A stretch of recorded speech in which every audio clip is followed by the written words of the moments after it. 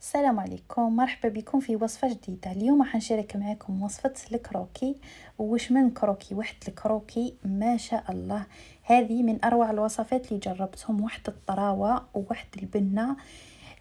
لحد اليوم غير هذا اللي جاني من هكذا. اللي تحب الكروكي طري ويجي يذوب ذوبان في الفم، ما عليها غير تجرب هذه الوصفة وتدعي لي بالخير. وبنتو ولا أروع. هيا نفوتوا المقادير. راح نسحقوا 3 بيضات بحرارة المطبخ، نص كاس تاع سكر عادي، كاس تاع الزيت، لافاني، الفارينة والخميرة الكيميائية. الخميرة الكيميائية 15 غرام. بسم الله نبداو في التحضير. نكسر البيضات تاعي، واللي تحب تضاعف المقادير تضاعف كلش. وش هو السكر بك، اذا حبت ما يجيهاش حلو دير كاس الا ربع، هذا مكان. نضيفو نص كاس تاع السكر، نزيدو لافاني ونخلطوهم. ماشي تخلطوهم بزاف، نخلطوهم شويه بك، ماشي لازم البيتخان، تقدروا تخلطوهم حتى بيدكم.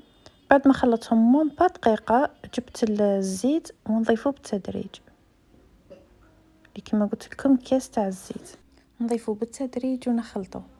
كما قلت لكم ماناش حابين له هو يدخل بزاف في الكروكي، حابينه يجي خفيف وما يجيش فيه هذوك الفقاعات بزاف لداخل. وكان نبدا نضيف الفارينه، نضيف الكاس الاول ونزيد الخميره اللي هي 15 غرام، زدت الكاس الثاني ونخلطه. هنا الخليط مازال يحتاج، زدت الكاس الثالث، راح نديرو بالتدريج. درت النص، لا لازم الكروكي تاعنا العجينه تبقى طريه، كون تيبسوها ما تجيش مليحه. هنا انا كنت ديجا نسيت الملح، راني درت رشه الملح، ما تنساوش ديروه، جاب لا ملح تجي صامته. هنا كملت الكاس الثالث كامل. وملي تحصلوا عليه لازم يكون طري بزاف، ومن بعد اصلا راح نتحكموا به بالزيت. انا بان لي هنا شويه محتاج، جبت نص كاس تاع الفارينه وراح نلمو. شوفوا العجينه اللي تحصلنا عليها راهي طريه وتلصق في اليد، لازم تكون طريه وتلصق في اليد. شوفوا القوام تاعها، ما تيبسوهاش كيما تاع الصابلي ولا تخليوها سايحه بزاف، لازم تكون هذيك اللي كيما كي تحطيها على الطابله تنطلق. جبت بابي فيلم، ندير له شويه تاع الزيت برك، هذا مكان. نقسم العجينه تاعي على 2 ونبدا نخدم في العجينه الاولى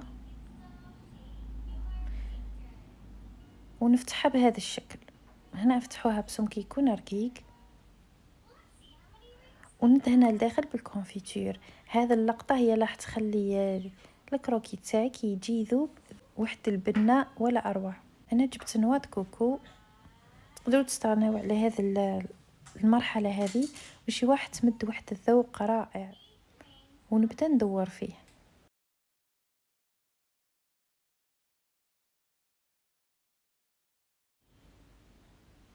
ونقلبه.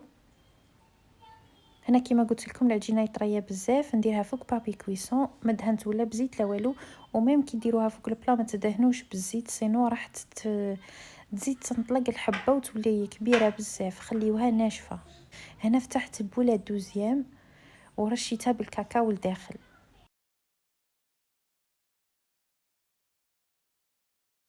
ندخلهم يطيبوا على 180 درجه، الفور شاعل من الفوق ومن التحت. بعد ما يديو هذه التحميره الخفيفه نحيوه وهو سخون، يعني دافي شوي ماشي ديريكت من الفور. استنى واحد 2 دقائق ودهنوه بالكونفيتور، رشوه بالنواه كوكو.